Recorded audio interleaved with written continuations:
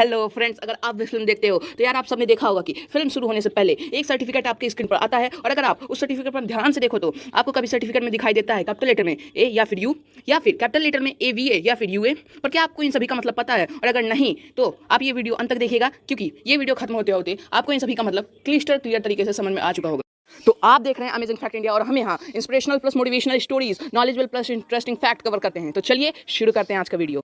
The first point is, अगर आपको अपने स्क्रीन के सर्टिफिकेट पर हिंदी में और फिर स्लैश इंग्लिश के कैपिटल लेटर में यू लिखा दिखाई देता है तो वे फिल्म सारे एज ग्रुप के लिए रिलेबल है गवर्नमेंट के द्वारा। मतलब उस फिल्म को बच्चे, बूढ़े और जवान कोई भी देख सकता है। तो चलिए बढ़ते हैं अपने सेकंड पॉइंट की तरफ। द सेकंड पॉइंट इज, अगर आपको अपने स्क्रीन के सर्टिफिकेट पर यू ए या फिर ए वी ए लिखा हुआ दिखाई दे तो वे फिल्म 12 साल के नीचे के बच्चे देख सकते हैं, लेकिन वे भी अपने माता पिता के प्रिकॉशंस के अंदर।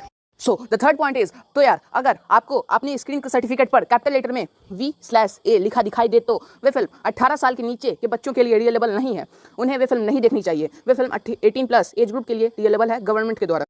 So the fourth point is, तो यार अगर आपको अपने स्क्रीन के सर्टिफिकेट पर कैपिटल लेटर में एस दिखाई दे तो यार वे फिल्म ना तो अंडर 18 एज ग्रुप के लिए है, ना तो वे 18 प्लस एज ग्रुप के लिए है, और ना ही सीनियर सिटीजन्स के लिए है। यार वे फिल्म सिर्फ और सिर्फ प्रोफेशनल डॉक्टर्स और साइंटिस्ट के लिए है। आई होप आप सभी को इन्फॉर्मेशन पसंद आई होगी, और अगर आप इस वीडियो को अंत तक देख रहे हो तो मुझे लगता है कि आपको ये वीडियो पसंद ही आया होगा। तो यार प्लीज़ लाइक का बटन नीचे क्लिक कर देना, और अगर वीडियो अच्छी लगी हो तो कमेंट भी कर देना।